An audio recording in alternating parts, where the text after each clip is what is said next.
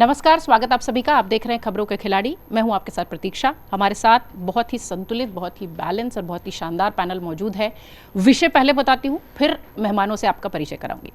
INDIA गठबंधन जो कि लगातार इस कह लीजिए कि इस कोशिश में लगा हुआ है कि एक छाते के नीचे वो तमाम लोग आ जाएं जो कि बीजेपी को, NDA को, PM मोदी को 2024 में रोक सके।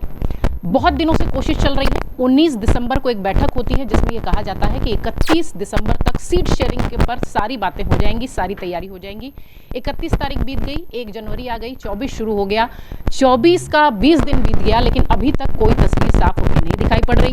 उस बीच यूपी से भी खबर आ गई और उस बीच बंगाल से भी खबर आ गई कि हम तो भैया अपना अपना देखेंगे। अब कहने की जो सबसे बड़ी जो बात है वो ये कि INDIA गठबंधन जो कि NDA के बरक्स आया है, जो कि PM मोदी को रोकने के लिए आया है, वो किस तरीके से 2024 का लोकसभा चुनाव जिसमें बहुत कम समय बचा है उस पर काम कर पाएगा या नहीं। और अगर जिस तरीके से इनके मतभेद दिखाई पड़ रहे हैं, अगर ऐसा नहीं होता है तो फिर INDIA का अस्तित्व क्या होगा।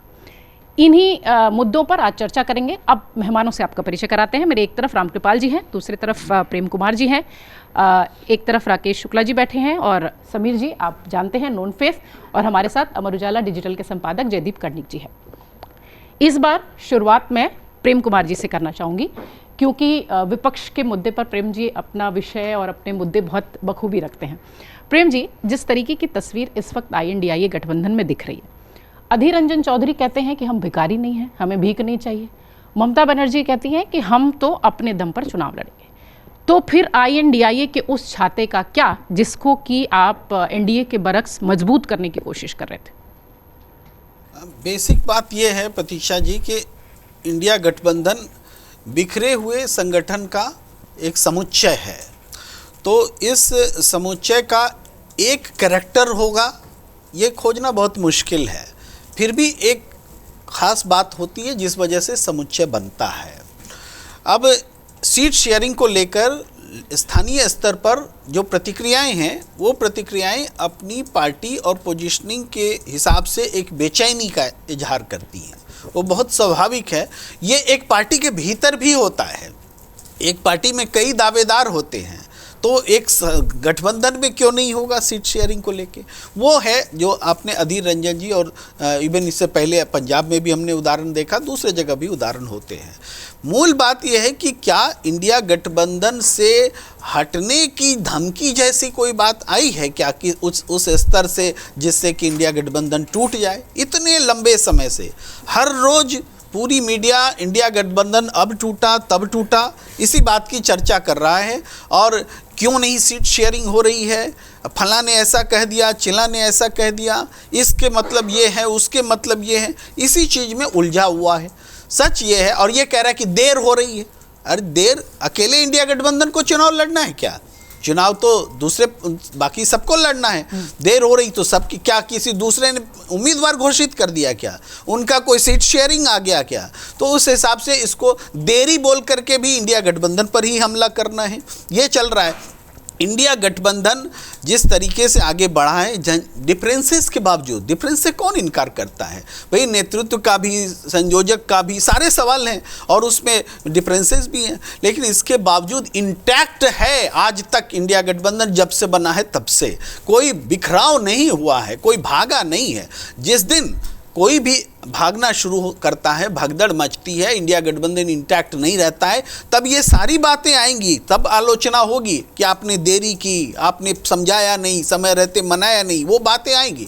लेकिन अगर कोई भागता नहीं है, सीट शेयरिंग हो रही है और ये स्ट्रैटेजिकली हो रही है कि भाई जयंत चौधरी को अखिलेश यादव ने जो सीट शेयर की घोषणा की है, 7 सीटें दी हैं, तो ये इंडिया गठबंधन से पूरी मीटिंग होते हुए दी है। वो चूँकि उत्तर प्रदेश में वही बांटेंगे, कांग्रेस को भी वही सीटें देंगे, दूसरे को भी वही सीटें देंगे, तो ऐलान शुरू हो गया है। इसको इस रूप में अगर कोई कहता है कि इंडिया गठबंधन से अलग घोषणा है तो ये नहीं है। आम आदमी पार्टी के भी नेता अरविंद केजरीवाल जी ने भरूच में जाकर के सीट की घोषणा की थी, कहा गया कि गठबंधन ही टूट गया, जबकि एक अंडरस्टैंडिंग है, एक सीट उनको मिल रही है गुजरात में, वो उन सीट की उन्होंने घोषणा कर दी है, अब उसकी बातचीत चल रही है, एक मुकाम तक आ भी गया है, ये बाहर अब तक नहीं आया है, उसकी ब्रीफिंग नहीं हुई है, ये बात सही है। तो ब्रीफिंग नहीं होने का मतलब ये थोड़े कि हम बोले कि कुछ हुआ ही नहीं है, कुछ हो ही नहीं रहा है। तो इस तरीके से एक 2019 में जो नहीं हो सका था वो 2024 में होता दिख रहा है। और आने वाले समय में मायावती जी ने जरूर कहा है कि वो अलग चुनाव लड़ना चाहते हैं, लेकिन मेरे जैसे विश्लेषकों का मानना है कि ये भी रणनीतिक है, ये भी रणनीतिक है, उनके भी फैसले बदलने वाले हैं। और क्योंकि भाई राम मंदिर जैसा बड़ा आयोजन चल रहा है, उस पर राजनीति चल रही है, तो पैरेलली एक बड़ी घोषणा जो होगी राम मंदिर की के बाद होगी, ताकि उसके इम्पैक्ट को, जो राजनीतिक इम्पैक्ट है उसके, जो बीजेपी लेना चाहती है, उसके इम्पैक्ट को नल करने का एक प्रयास होगा। बहुत बड़ी बड़ी घोषणाएं होनी बाकी हैं। तो इस हिसाब से घोषणाओं में देरी नहीं हो रही है, ये रणनीतिक रूप से उसका एक्सपेंशन हो रहा है, एक्सटेंशन हो रहा है। जी, समय वैसे बहुत कम बचा है लोकसभा चुनाव में, लेकिन जैसा कि प्रेम जी कह रहे हैं कि कोई देरी नहीं हो रही है, कोई बाहर का आदमी नहीं कह रहा है कि देरी हो रही है। उमर अब्दुल्ला कह देते हैं कि जिस तरीके का भी समय है उस वक्त सीट शेयरिंग नहीं होती है तो बहुत ही मुश्किल है, ये ठीक नहीं है अलायंस के लिए। केसी त्यागी कह देते हैं कि कांग्रेस जिम्मेदार है, वो ही नहीं कर पा रही है सीट शेयरिंग। तो ये तो भीतर से ही आवाज़ें आ रही हैं ना, तो बाहर वाला तो मामला ही नहीं है। जिस तरीके से लगातार बीजेपी के नेता ही कह रहे हैं कि हमें टेंशन लेने की ज़रूरत नहीं है, वो आपस में ही लड़ भिड़ लेंगे। तो वो इंडिया गठबंधन का वो छाता कैसे कंसीप होगा, कैसे पनपेगा? प्रेम ने अभी जो कहा तो उसमें बेसिक जो आप सवाल कर रहे हैं, हमारे और भी मित्र हैं, मुझे तो छाता अब तक दिखा नहीं है। जो चीज़ जैसे एक होता है ना दरार, तो दरार पड़ेगी जब दीवार बन जाए ना। जो चीज़ बनी ही नहीं, अभी इन्होंने कहा कि अभी तक टूटी नहीं है, मैं पूछता हूँ बनी कब? और ये मैं नहीं पूछ रहा हूँ, ये तो उसके जो वर्चुअल जो एक इच्छा जताई गई है कि ऐसा हम करेंगे, उसी वर्चुअल के जो पार्टनर हैं वही पूछ रहे हैं और वही कह रहे हैं कि अभी कुछ हुआ ही नहीं है। तो मेरा ये कहना है कि जो चीज़ बनी ही नहीं वो टूटेगी कहाँ से? बिल्कुल नहीं टूटी है। लेकिन इस जो वर्चुअल ये चीज़ है, अगर इन्हीं लोगों को जल्दी नहीं है तो अब बीजेपी को काहे को जल्दी होगी? हम तो कहीं खैर है नहीं। देखिए, कुछ चीज़ें हम लोग बड़ी जल्दी ना, ये छायावाद की तरह जयशंकर प्रसाद का और साहित्य का, वो कुछ लोगों को बड़ा मज़ा तो देता है, लेकिन यथार्थ उसका मासेस से कोई लेना देना नहीं होता। आप कह लीजिए कि जो घनीभूत पीड़ा थी मस्तक, अब छोड़िए। मैंने एक बात आपके चैनल पर पहले भी कही थी, मैं फिर आज कह रहा हूँ कि विचार नहीं, सच्चाई जो होती है, धरती अगर गोल है तो ये धरती की सच्चाई है, ये गैलीलियो या कोपरनिकस की नहीं है। ट्रुथ, बस सच जो होता है वो वस्तु परक होता है, घटना परक होता है। मैंने एक बात कही थी आपको, रहीम का एक दोहा, कि कह रहीम कैसे निभे बेर केर को संग, वे डोलत रसापने उनके फाटत अंग। इसका एक सिंपल उदाहरण आज की तारीख में मैंने कहा था कि जो एक्वायर्ड आपके जो चीज़ें हैं उनको तो आप छोड़ सकते हो, लेकिन जो इनहेरेंट है, जो बेसिक कॉन्ट्रडिक्शंस है। अब बेसिक कॉन्ट्रडिक्शन देखिए, जैसे एक मैं बता रहा हूँ, 70 साल में बाकी पूरे विपक्ष ने बीजेपी को छोड़ करके माइनॉरिटी अपीजमेंट की एक पॉलिटिक्स की है। कौन ऐसी पार्टी क्षेत्रीय है जो उस माइनॉरिटी अपीजमेंट को ये चाहेगी कि मुझे न मिले, मैं इसको दे दूं? जैसे रामायण में है कि जब राजा दशरथ से विश्वामित्र जाते हैं कि भाई अपने बच्चों को दे दीजिए, हमको राम को दे दीजिए, तो वो एक चौपाई है उसमें कि चौथे पन पायऊँ सुतचारी, विप्र कहे नहीं बचन बिचारी। तो बहुत लंबी उम्र के बाद तो हमें संतान पे मिली है, हमारे बेटे पैदा हुए हैं और इसमें से भी आप ले जाना चाहते हैं। यही कांग्रेस कह रही क्षेत्रीय दलों से कि कर्नाटक चुनाव के बाद, बहुत दिन के बाद, सन 92 के बाद तो बड़ी मुश्किल से लोग हमारे पास आए हैं। इस पर भी आप लोग बिल्कुल दृष्टि आपकी पड़ी हुई है। ईमानदारी की बात यह है, जहाँ भी देखिए, जो भी अभी ये कह रहे हैं कि समझौता हो गया यूपी में, मुझे तो अभी तक कोई फिगर नहीं आई है। आज आया है कि 7 सीटें आरएलडी को दे रहे हैं। आप देखिए बिहार की स्थिति, जिसको ये लोग कन्वेनर बना रहे थे, उस कन्वेनर की आज क्या हालत है। आज की तारीख में ममता बनर्जी बायकॉट कर रही हैं और उनका कहना बिल्कुल सही है कि एक आदमी जो अपने ही राज्य में तीसरे नंबर की पार्टी है और जिसके 17 सांसद मोदी के नाम पे जीत के आए हैं, वो इसका कन्वेनर बनेगा। ममता बनर्जी की पार्टी मोदी विरोध पर जीत के आई है, चाहे उसके 18-19 इनसे ज़्यादा सांसद भी हैं। बिल्कुल। वो अपने क्षेत्र की, अपने राज्य की पहली पार्टी हैं। तो हास्यास्पद स्थिति देख लीजिए, जिसको कह रहे हैं ये बन चुकी है, दरार नहीं है, उसका न तो अभी कन्वेनर है न संयोजक है। खड़गे जी को बनाया गया है। अब आप सारी चीज़ों को देखती जाइए कि किसका नाम आप ले रहे थे, नीतीश कुमार का, जिसके बारे में आज की तारीख तक ये पता नहीं है कि वो क्या करेंगे। एक हफ्ते के भीतर कहीं बीजेपी में न चले जाएं। तो जिस आदमी ने ये प्रयास शुरू किया, आज वो अपने राजनीतिक कैरियर के उस मुकाम पर है जहां से उसको अंधेरा ही अंधेरा दिखाई पड़ रहा है। चारों तरफ से ह्यूमिलिएशन है, उसको समझ में नहीं आ रहा क्या करें। अगर वो 17 सीटों पर नहीं लड़ते हैं तो उनके सारे एमपी, किस एमपी का टिकट काटेंगे, वो बगावत करके कर देंगे, पार्टी टूट जाएगी। This is the fact. और ये सिर्फ मैं एक जगह का नहीं दिखा रहा हूँ। इसीलिए जो मैंने आपके यहाँ कहा था कि देखिए, कांग्रेस पिछली बार 52 सीट थी, आपने खड़गे जी को प्रधानमंत्री पद का बना दिया, तो कम से कम ये तो कहिए कि वो 100 सीटें तो कम से कम कांग्रेस मिलेगी, तो ही तो उसका आदमी प्रधानमंत्री बनेगा। अब आप सीटें कहाँ से दे रहे हैं। ममता बनर्जी 2 सीट से ज़्यादा नहीं, मान लीजिए 5 हो गया। बिहार में कितना, 17 अगर नीतीश लड़ते हैं तो 17 लालू लड़ेंगे, 17 दूना 34 हो गया, 6 सीटें बचती हैं। वामपंथ क्या लेगा और कांग्रेस क्या लेगी, सब जगह जोड़ लीजिए। बंगाल, बिहार, उत्तर प्रदेश, महाराष्ट्र, ये 4 तो मेन हैं।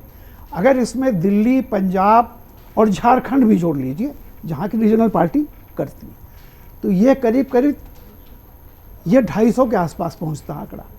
250 में अगर आप कांग्रेस को 100 सीटें लड़ने के लिए नहीं देंगे, तो मुझे बता दीजिए बाकी तमिलनाडु, केरल और पंजाब, इसमें कांग्रेस का पिछला जो था वो चरम पर था।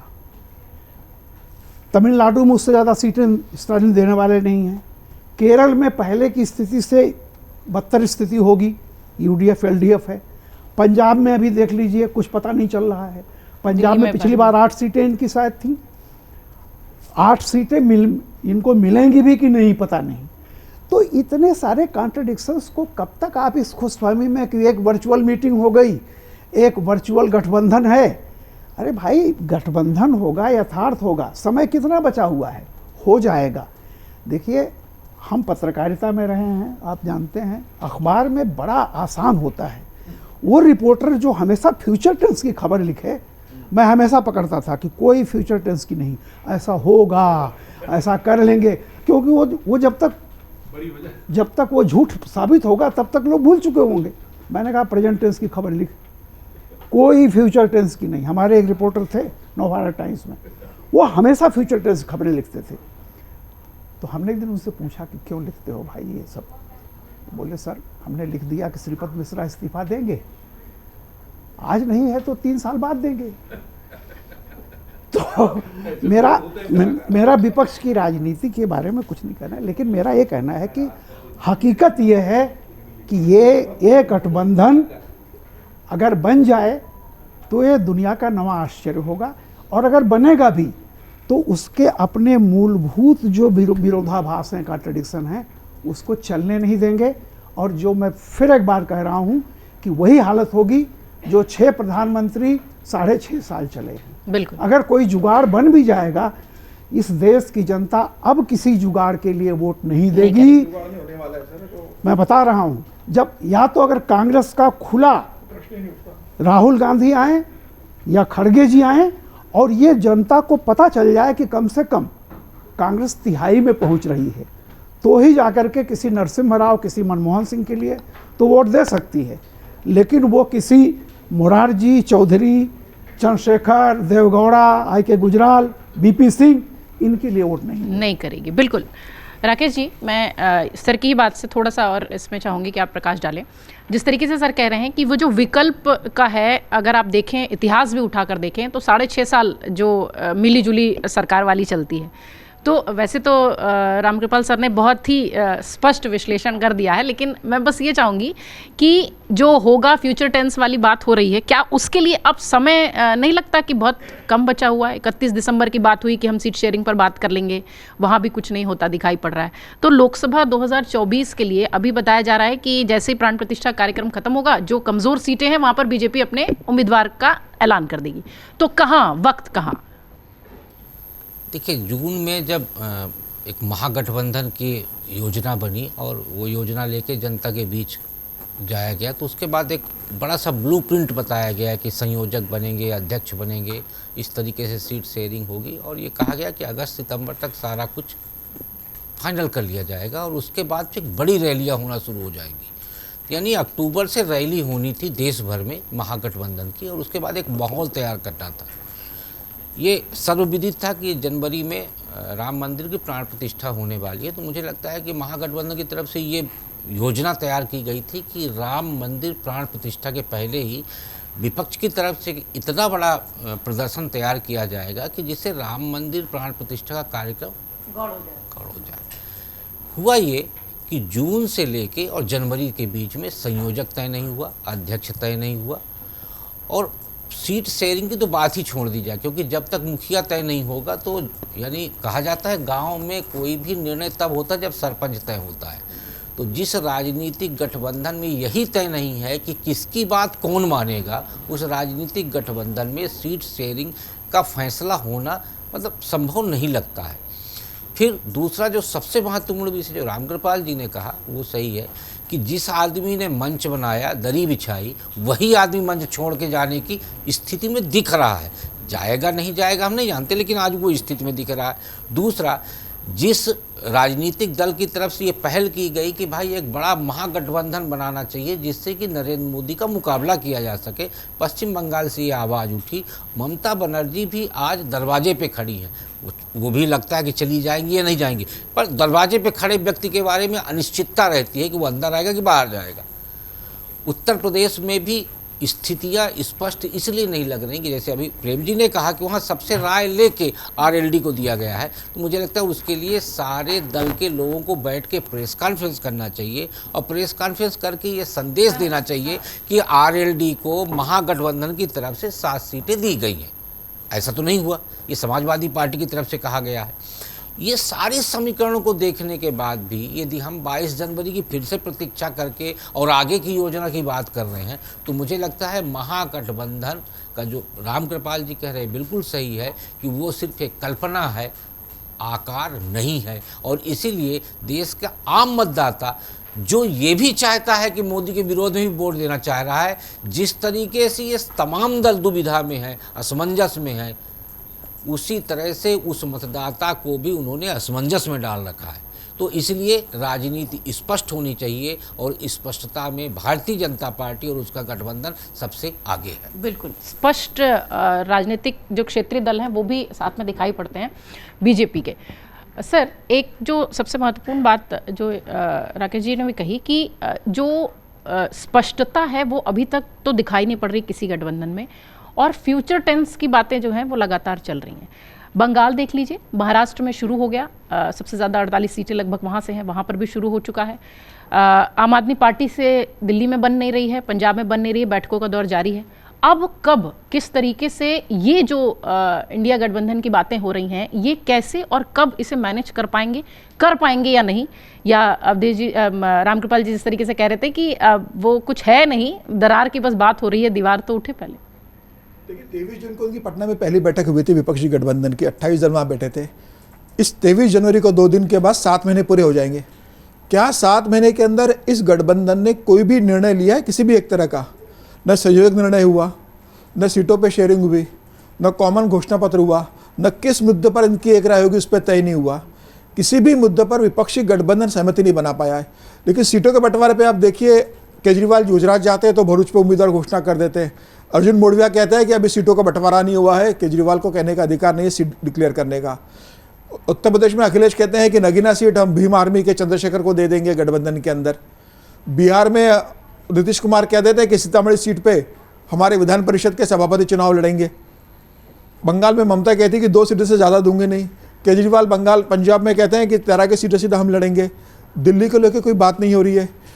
महाराष्ट्र के अंदर उद्धव ठाकरे कहते हैं कि बम्बई की 6 सीटें मैं लड़ूंगा, यहाँ कांग्रेस को देखने की ज़रूरत नहीं है। बम्बई की 6 और कोंकण की 7 टोटल मिला के 13 सीटें पर मैं अपने उम्मीदवार करूंगा, यहाँ मेरा संगठन मजबूत है। कांग्रेस और राष्ट्रवादी कांग्रेस यहाँ देखे ना, कांग्रेस कहती है संभव नहीं, बम्बई की 6 में से 3 सीटें हम भी लड़ेंगे चुनाव। तो मुझे लग रहा है कि अभी इनके बीच इस बात में सहमति नहीं बन रही है कि किस सीटें पर कौन लड़ेगा। आज ममता बनर्जी ने स्पष्ट कहा था कि 31 दिसंबर तक आप तय कर लीजिए। 31 दिसंबर की डेडलाइन निकल गई, जनवरी आ गया। बिहार के अंदर कल ही लालू, नीतीश और तेजस्वी की बैठक हुई है। लालू ने कह दिया है कि मधेपुरा, भागलपुर और बांका सीट पर हमको चुनाव लड़ना है, जो जेडीएस जिस पर नीतीश के सांसद हैं। कांग्रेस का कहना है कि भाई हम पिछली बार किशनगढ़ जीते थे, वो तो हम सीट लेंगे ही, इसके अलावा में कटिहार भी दे दो। 3 सीट और मांग रही है। मुझे ऐसा लग रहा है कि इस समय इनके भी सीटों के बंटवारे को लेकर भी सहमति नहीं बन रही है। विपक्ष की सबसे बड़ी मजबूरी यही है कि आपस में समझौता कैसे करें, कौन किसकी बात माने। अगर संयोजक इन्होंने किसी को बना भी दिया, नीतीश कुमार को संयोजक का प्रस्ताव दिया, नीतीश कुमार ने फिलहाल ठुकरा दिया है, मना कर दिया है। अगर नीतीश कुमार संयोजक बन जाते हैं तो क्या नीतीश कुमार जो कहेगा उसकी बात ममता बनर्जी मानेगी? क्या केजरीवाल मानेंगे? क्या तमिलनाडु में स्टालिन उसकी बात को मानेंगे? या क्या उद्धव ठाकरे महाराष्ट्र में उसकी बात को मानेंगे? मुझे लग रहा है कि सब अपने अपने टापू के सुल्तान हैं। सबको लगता है कि हमें हमारा क्षेत्र बचा रहे, बाकी हमें कोई लेना देना नहीं है। ममता बनर्जी के बंगाल के बाहर देखना नहीं चाहती। नीतीश कुमार चाहते हैं कि बिहार में मेरी सरकार बची रहे और यहाँ मेरी 17 सीटों पे कोई डिस्टर्बेंस ना हो। 17 में कोई सीटें छोड़ूंगा तो वो सांसद पाला बदल के भारतीय जनता पार्टी में चले जाएंगे। लालू का खाता नहीं खुला था, लालू सोच रहा है कि इस बार मौका मिला तो मैं 11 सीटें लेके अपनी सीटें जितवा लूँ। केजरीवाल को लग रहा है कि दिल्ली में तो कांग्रेस सीटें दे दो, क्योंकि दिल्ली में कांग्रेस और केजरीवाल कितना भी बांटने हैं, 7 सीटें भाजपा जीतने वाली है। ये कांग्रेस भी जानती है और केजरीवाल भी जानते हैं कि पंजाब की 13 सीटों में ही उनको 11 सीटें जीतने की उम्मीद है, क्योंकि वहाँ भारतीय जनता पार्टी बहुत मजबूत नहीं है और वहाँ पर अकाली भी कमजोर हो चुके। तो दोनों को पंजाब में लग रहा है कि हम जीतने की स्थिति में है, तो पंजाब में इनमें समझौता नहीं हो पा रहा है। तो मुझे ऐसा लग रहा है कि विपक्ष को पहले बैठकर ये आपस में तय करना चाहिए कि हमें कितनी जल्दी सीटों का बंटवारा करना है। रही बात अगर ये कहा जाता है कि भी क्या भारतीय जनता पार्टी ने सीटें बांट ली है, क्या इंडिया गठबंधन में सीटों का बंटवारा हुआ है, भाई वहाँ भारतीय जनता पार्टी की 303 सीटें अकेले की स्पष्ट बहुमत है। पूरा इंडिया गठबंधन मिलकर जितनी नई सीटें उससे दुगनी सीटें अकेले भारतीय जनता पार्टी की सीटें। भारतीय जनता पार्टी गठबंधन में रहे ना रहे, इंडिया गठबंधन में किसी को सीटें न दे, भारतीय जनता पार्टी की सेहत पे कोई फर्क नहीं पड़ता। भारतीय जनता पार्टी अपने दम पर 272 सीटें लेके आने वाली है। अब तो ये भारतीय जनता पार्टी को तय करना है कि वो 400 का जो आकर टारगेट सेट किया है, जो 50% का उन्होंने अचीव करने का टारगेट सेट किया है, वो वहाँ कैसे पहुँचना है। विपक्ष के पास तो ये है कि किस तरह से अपना अस्तित्व बचाना है। कांग्रेस 2 लोकसभा चुनाव से विपक्ष का नेता बनने की सीटें नहीं मिल पा रही है। कांग्रेस को यह देखना है कि किस तरीके से हम 50 के ऊपर 75, 55 के ऊपर सीटें ले जाए, जिससे लोकसभा में विपक्ष का नेता बनने की स्थिति में हम आ सके। तो मुझे तो लग रहा है कि विपक्ष अभी इस उहापोह से उभर नहीं पा रहा है और 2 चुनाव हारने के बाद, 2014 और 2019 का चुनाव हारने के बाद भी विपक्ष जमीनी सच्चाई समझ नहीं पा रहा है कि भारतीय जनता पार्टी आज बहुत ज़्यादा मजबूत और बहुत ज़्यादा स्ट्रांग हो चुकी है। अब उत्तर प्रदेश की अगर भी बात करें तो उत्तर प्रदेश के अंदर योगी और मोदी डबल इंजन की सरकार के बाद आज विपक्ष के लिए वहाँ बहुत स्पेस नहीं बचा। मायावती गठबंधन में आपके साथ चुनाव नहीं लड़ रही है। 15 जनवरी को मायावती ने अपने जन्मदिन पर स्पष्ट कर दिया मैं गठबंधन का हिस्सा नहीं बनूंगी। मायावती के साथ लड़कर भी अखिलेश यादव ने 2019 में 5 सीटें और मायावती ने 10 सीटें जीती थी। उसके बाद भी 2 सीटें आप हार गए उपचुनाव में। आजमगढ़ हार जाते हो और रामपुर उपचुनाव हार जाते हो। आज 3 सीटें बची हुई है। मायावती अपने एक सांसद को निकाल देती है अमरोहा के। मायावती के पास 9 सांसद है। क्या मायावती अकेले लड़के 9 सांसद जिता सकती है? क्या अखिलेश यादव मायावती को छोड़कर सिर्फ कांग्रेस के दम पर अपने 5 सांसदों को जिता सकते हैं? तो जो विपक्ष इकट्ठा होने के बाद भी अगर आप 2019 का वोट बैंक देखेंगे तो सारा विपक्ष का वोट बैंक 45% है और उत्तर प्रदेश में भारतीय जनता पार्टी का अकेला वोट बैंक 49.95% है। तो आप कैसे भारतीय जनता पार्टी को रोकोगे? जो पार्टी 16 राज्यों के अंदर 50% ज़्यादा वोट बैंक लेके आ रही है और अपने लिए 400 का टारगेट सेट करके चल रही है, उसको आप कैसे रोकोगे? तो मुझे लग रहा है कि विपक्ष अभी भी जमीनी सच्चाई नहीं समझ पा रहा है। यही इनकी दुविधा है। प्रधानमंत्री मोदी और अमित शाह का जो संगठन है, प्रधानमंत्री की जो लोकप्रियता है और संघ का जो जमीनी स्तर पर काम है, उसके बाद आज भारतीय जनता पार्टी को रोकना विपक्ष की बात के बस की बात नहीं है। अकेले तो किसी स्थिति में रोक नहीं सकते, संगठित होकर भी इनके लिए रोकना बहुत मुश्किल होगा। ऐसी स्थिति में भी ये आपस में मिलकर बैठने को तैयार नहीं है, और इनकी स्थिति तो वैसी हो गई कि जैसे वो तराजू पे मेंढक को तोलने वाली जो स्थिति दी है कि एक जगह बैठ नहीं पा रहे, दो जगह बैठे तो चार गायब हो जाते हैं। अभी 2-4 दिन पहले वर्चुअल बैठक हुई थी, उसमें ममता बनर्जी नहीं थी। तो मुझे ऐसा लग रहा है कि इनके बीच में अभी 28 दलों के अंदर एका नहीं बन पा रहा है। समय हाथ से निकलते गया, और जनता भी इस बात को जानती है कि आप मध्य प्रदेश में चुनाव अलग लड़ते हो, समाजवादी पार्टी उम्मीदवार खड़ा कर देती है, आम आदमी पार्टी उम्मीदवार खड़ा कर देती है, कमलनाथ चुनाव प्रचार करने के लिए मना कर देते हैं, चुनाव की जो रैली आप करते हो इंडिया गठबंधन के लिए उसके कमलनाथ मना कर देते हैं, सनातन पे एक दल कोई बोलता है, दूसरा दल कुछ और कहता है। मुझे लग रहा है कि विपक्ष के अंदर इतना आपस के अंदर अनिश्चितता का माहौल है, आपस में इतना ज़्यादा मतभेद है कि ये एक साथ आ नहीं सकते। जनता भी इस बात को जानती है, और जनता अब 2014 और 2019 दो प्रधानमंत्री मोदी के कार्यकाल 10 कार्यकाल देखने के बाद जनता ने यह तय कर लिया है कि तीसरा काल भी प्रधानमंत्री नरेंद्र मोदी को देना है।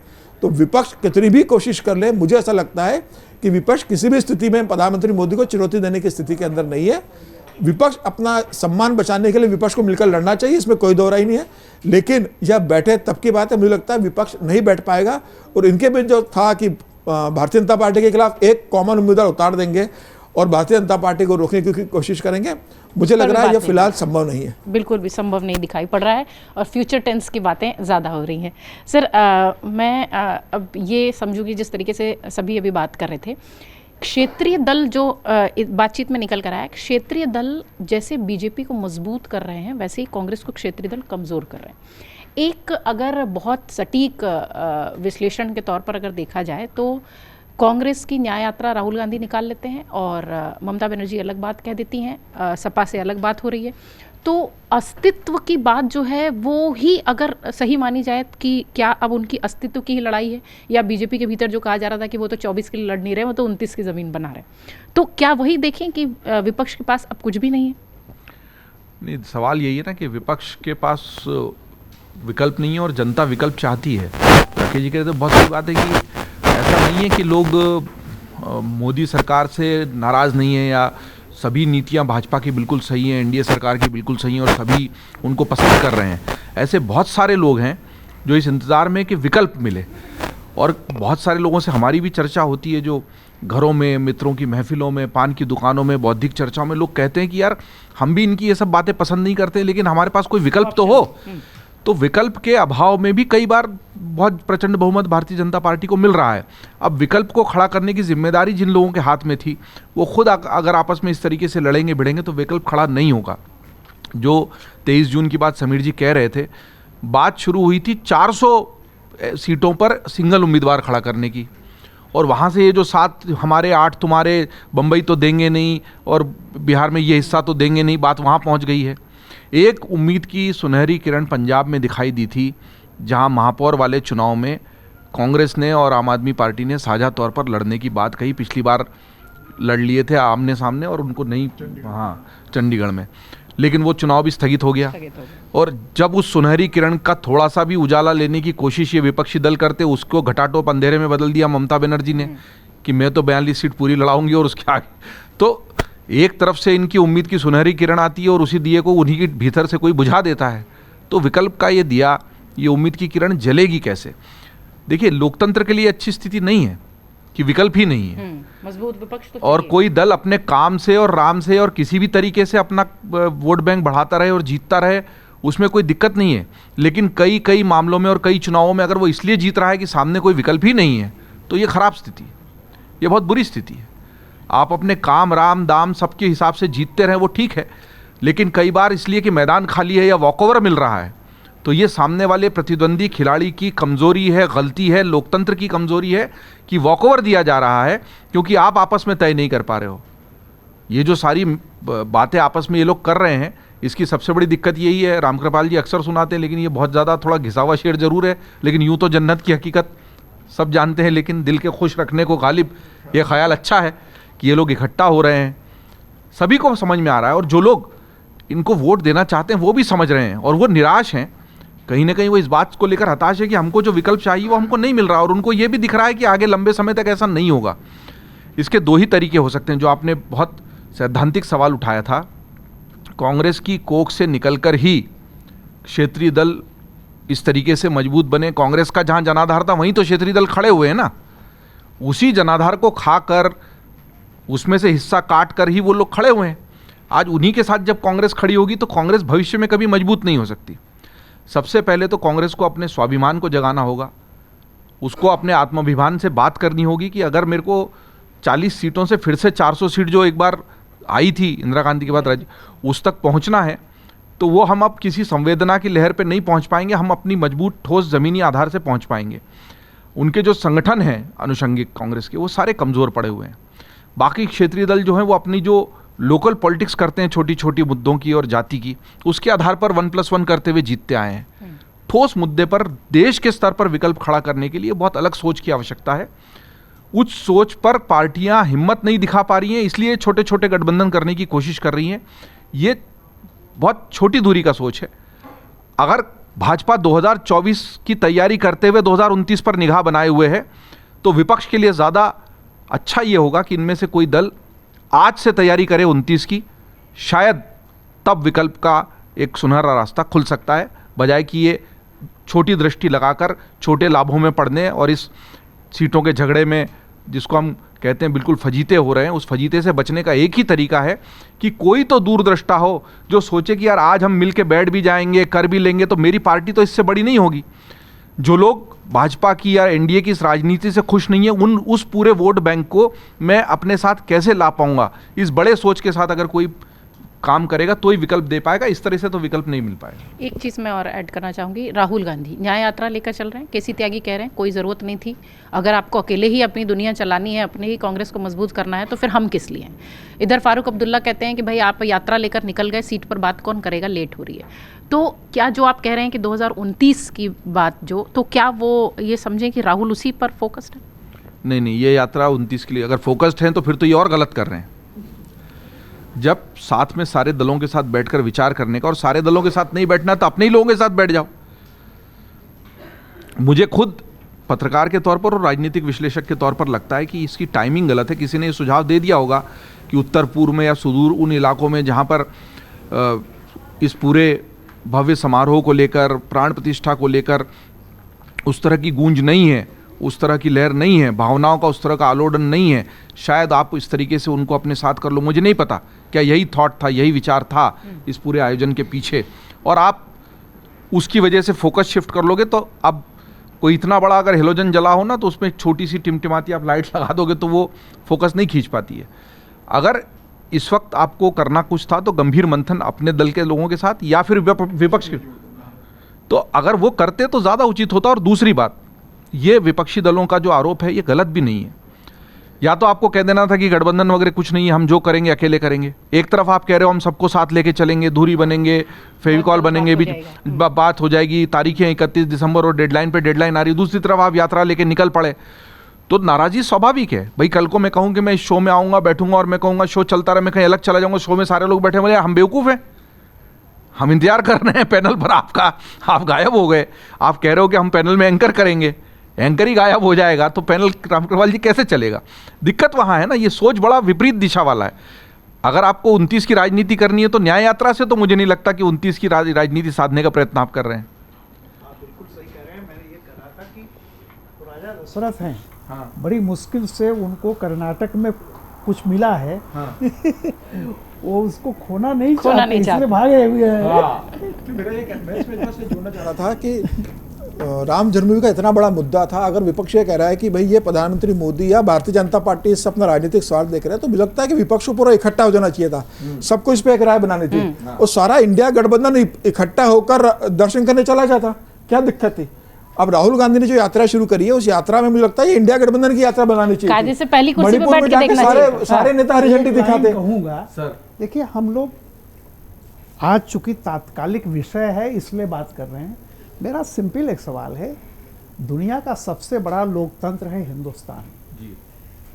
पिछले 10 साल में मोदी बहुत गलत कर रहे हैं, बीजेपी ने बहुत सारा गलत किया हो, आपके सपनों का कौन सा भारत आप बनाने जा रहे हैं? ये विपक्ष का कोई तस्वीर है क्या? उनकी तस्वीर बहुत सही गलत, इसमें राम है, फलाना है, जाति है, सब कुछ है। अपनी तो सवाल इस बात का है कि आपने कौन सा वो नैरेटिव गढ़ा है जिसको कभी किसी ज़माने में इंदिरा गांधी ने जैसे अकेली निकाली गई और उन्होंने 3 नारे दिए थे, गरीबी हटाओ, बैंकों का राष्ट्रीयकरण, प्रीवी पर्स की समाप्ति। बिल्कुल बिल्कुल। अब देखिए, जब भी होता है, मोदी चाहे अच्छा था बुरा, अच्छे दिन आएंगे एक लेकर के आप आए। पिछले 10 वर्षों में सिवाय कि ये सरकार खराब है, ये सरकार बहुत कम्युनल है, ये सरकार फलाना है, अरे भाई 60 करोड़, उस 60% इस देश का यूथ पढ़ा लिखा है, वो टैक्स हैवी है, इलेक्ट्रॉनिक आज की दुनिया में जी रहा है, उसके सामने आप कौन से किस हिंदुस्तान का एक नक्शा तो लेकर के आइए। इसीलिए मैं बार बार कहता हूँ, किसी भी संगठन हो, पॉलिटिकल पार्टी हो, ये देखिए माओ से तुंग ने कहा था, an ideology must be nationalised, उनका लिखा हुआ है। राइट। किसी भी विचारधारा को राष्ट्रीयता की चाशनी में भिगोना पड़ेगा अगर आप आगे बढ़ना चाहते हैं। तभी लोगों तक। बिल्कुल गंभीर और सैद्धांतिक बात कही है रामकृपाल जी आपने। इसलिए महत्वपूर्ण मुद्दा ये कि अगर आपको ये भारत पसंद नहीं है जिसका नक्शा भारतीय जनता पार्टी गढ़ रही है, एनडीए गढ़ रहा है, तो आपका भारत कौन सा होगा, ये जब तक आप नहीं बताएंगे लोग आपके साथ नहीं आएंगे। और जो समीर जी की बात को भी मैं जोड़ूंगा कि भावनाओं को समझने वाली बात थी। हो सकता है बहुत से लोग इस तरह के अतिरेक से, इस तरह की जो भावनाओं का ज्वार है उससे प्रसन्न ना हो और उनकी एक कुछ अलग आवाज़ हो। वो ये सोच रहे हैं कि यार सब लोग उसी दिशा में बह रहे हैं तो अभी बोलना ठीक नहीं होगा, एक ही दिशा में सारी भावनाएं, तो हम कुछ नहीं बोलते फिलहाल। वो जो नहीं बोलने वाले लोग हैं, क्या आपने उनको आवाज़ देने की कोशिश की? क्या आप सारे लोग दिल्ली में इकट्ठा होकर बैठ जाते और कहते कि भाई ये जो भी हो रहा है ये धार्मिक तौर पर तो ठीक है लेकिन राजनीतिक तौर पर ठीक नहीं है, और सारे लोग मिलकर एक संवेद स्वर में कोई बात कहते तो शायद वो कुछ लोग जो इस तरह का आयोजन करने से, भाई बहुत सारे लोगों ने ये भी कहा है कि जो पूरी तिथि आई है वो केवल चुनाव की वजह से आई है और वास्तविक जो पंचांग के हिसाब से तिथि निकलनी चाहिए थी वो कुछ और थी। क्या आपने इस तरह के जो स्वर थे उनको मुखरित करने की कोशिश की? क्या आपने कहा कि हम धर्म के विरोध में नहीं है लेकिन इसके साथ जो राजनीति, ये सारे स्वर एक होते तो हो सकता है कि आज तस्वीर दूसरी होती और बहुत सारे लोग आपके साथ भी खड़े होते हुए दिखाई देते। लेकिन आप जब कहते हो इनका भारत गलत है और अपना भारत क्या है वो प्रस्तुत नहीं करते हो, तो फिर इस तरह से हमेशा जो लोग आपके साथ भी जाना चाहते हैं वो संशय की स्थिति में। दूसरी बात, हम लगातार तस्वीरें देख रहे हैं, अमर उजाला पर अपने जो राम जन्मभूमि के और राम मंदिर की प्राण प्रतिष्ठा के पैकेज बना रहे हैं उसमें भी बता रहे हैं स्वर को आप जन नहीं पहचानेंगे। जो रामकृपाल जी कह रहे हैं बहुत लोग पढ़े लिखे हैं और जो जनरेशन अलग हो चुकी, विदेशों से जो फुटेज आ रहे हैं पूरे अमेरिका से, यूरोप से, जापान से, जर्मनी से, वहाँ रहने वाले भारतीयों ने जिस तरीके से इस पूरे आयोजन के साथ स्वर में स्वर मिलाया है, प्रसन्नता जाहिर की है, उस स्वर को और उस पूरे भावनात्मक ज्वार को अगर आप नहीं समझ पा रहे हैं तो फिर आप भारत को भी नहीं समझ पा रहे हैं। और जब तक आप भारत को नहीं समझेंगे, भारत में राजनीति किस तरीके से करेंगे? जैसा मैंने पिछले शो में भी कहा था कि जब ये पूरा 1992 का मामला हुआ था, बहुत सारे ऐसे परिवार के बच्चे जो पीढ़ियों से कांग्रेसी रहे, कांग्रेस को ही वोट देते रहे, वो एक एक ईंट लेकर चल पड़े थे। और आज तक जब वो कांग्रेस की राजनीति करते हैं तो उनकी इन तस्वीरों को वायरल करके कांग्रेस में उनके कद को छोटा करने की कोशिश की जाती है कि भाई ये कार सेवा करने गया था ईंट लेके। लेकिन वो सिंबलिक है, वो इसलिए है कि पार्टियों के दायरे से परे जाकर जब कोई भावना कूद रही है और उस भावना को आप नहीं समझ पा रहे हो तो वहाँ आप गलती कर रहे हो। और आप उसको मतलब उस जो एक कह लीजिए इवेंट थी, जिसको कहा जा रहा है इवेंट थी, उसको भी नहीं भुना पा रहे हैं। निश्चित तौर पर जो चर्चा वरिष्ठ पत्रकारों के बीच, प्रेम कुमार जी आप कुछ ऐड करना चाहेंगे इसमें? सारी चीज़ें, सारी नसीहत सबके पास विपक्ष के लिए है। एक आयोजन हो रहा है राम मंदिर, उसके लिए कोई विरोध में खड़ा नहीं है, लेकिन राजनीतिक दुरुपयोग पर बात हो रही है तो उसको भी कोई ग्रहण करने को तैयार नहीं है। और जितनी बातें कही गई इस चर्चा में गठबंधन को लेकर के, हम ये कहते हैं कि चलिए, रामकृपाल जी ने बहुत गिनाया कि उस जगह पर क्या होगा, हर राज्यवार उन्होंने बताया। मैं राज्यवार ही थोड़ा बोलता हूँ कि बिहार में 39 सीटें एनडीए जीत गया था। क्या जीतेगा इस बार 39 सीटें? नहीं जीत सकता। महाराष्ट्र में शिवसेना के साथ मिल करके जो दोनों ने जीता था सीटें, उतनी सीटें क्या एनडीए जीत रहा है? नहीं जीत रहा है। उससे ज़्यादा सीटें आ रही है महाराष्ट्र में। क्या बात कर रहे हैं, क्या बात कर रहे हैं? उसी मैं आपको तरीके बता रहा हूँ। से उसी तरीके से विभिन्न क्षेत्रों में, अब कर्नाटक में बीजेपी जो अलग हुए हैं तो क्रीम आ गए हैं भाजपा के साथ, छाछ बची है। जो बीजेपी से बच जाएगा वो कांग्रेस का, इंडिया अलायंस का होगा। आज भी शिवसेना, उद्धव ठाकरे की शिवसेना के सामने एकनाथ की शिवसेना कुछ भी नहीं है। डर के मारे लोकल चुनाव नहीं कराए जा रहे हैं, लेकिन ये कह रहे हैं कि रिपीट करेंगे। ये पंचायत चुनाव के समय कह रहा हूँ ना, मैं आपसे सहमत हूँ। एकनाथ शिंदे उद्धव ठाकरे के सामने नहीं, लेकिन देवेंद्र फडणवीस तो है ना, बीजेपी तो है। बीजेपी जीतेगी वहां सर। एकनाथ शिंदे थोड़ी लड़ रहा है वहां पर चुनाव। मैं तो बीजेपी लोकसभा चुनाव लड़ने जा रही है। आप लोग बहुत एकनाथ शिंदे का गठबंधन तो महाराष्ट्र विधानसभा में होने वाला है, लोकसभा में नहीं होगा। जी, कर्नाटक में भारतीय जनता पार्टी क्या सीटें बढ़ा लेंगी क्या? इस तरीके से भी हम बात कर सकते हैं स्टेट वाइड। भाई दिल्ली में बंटवारा हो रहा है, मिल के लड़ेंगे, सीट शेयरिंग होगी आम आदमी पार्टी और कांग्रेस के बीच में, सीधा मुकाबला होगा। भाई उत्तर प्रदेश में सबसे मजबूत गढ़ है भारतीय जनता पार्टी का। भाई यहाँ पर उनको 49% वोट मिला, लेकिन जब एनडीए, ये चुनौती है, उत्तर प्रदेश सबसे बड़ी चुनौती है। अगर इंडिया गठबंधन स्ट्रांगली आता है, ये भी संभावना बाकी है, लेकिन इस उत्तर प्रदेश की संभावना में मायावती भी शामिल है। और मिल करके अगर चुनाव लड़ते हैं तो पिछले बार 15 सीटें जीती थी, इस बार 25-30 सीटें जीत सकती है। आपकी संख्या घटाएगी, बढ़ने नहीं देने वाले। इसी तरीके से पश्चिम बंगाल में बीजेपी क्या अपनी सीटें बढ़ा लेगी क्या? कौन राजनीतिक विश्लेषक कहता है कि सीटें बढ़ा लेगी पश्चिम बंगाल में? नहीं बढ़ा सकती। तो इस तरीके से केवल इंडिया गठबंधन की सीटें, और कांग्रेस के पास तो संभावनाएं मध्य प्रदेश, छत्तीसगढ़, राजस्थान, सब जगह है। सब जगह 36-37% वोट मिला है, सब जगह सीटें बढ़ने की चांसेस हैं, लेकिन उस पर कोई बात करने को तैयार नहीं। आप देखिए ना, चुनाव आ रहा है, बन रहा है, अभी तक इंडिया गठबंधन से कोई भटकाव नहीं हुआ। राम कृपाल जी कहते हैं कि इसका छाता नहीं लगा, ये बना नहीं तो बिगड़ेगा कैसे? तो चिंता करना छोड़ दीजिए फिर। क्यों इंडिया गठबंधन की चिंता कर रहे हैं? इंडिया गठबंधन को रहने दीजिए उसके हाल पर। इंडिया गठबंधन को के दलों को आपको सुनना चाहिए। निश्चित तौर पर हो सकता हो उनके अंदर थोड़ी जान फूंक जाए। जी सर, बिल्कुल। नहीं, मैं इसमें प्रेम कुमार जी की चिंता जायज है।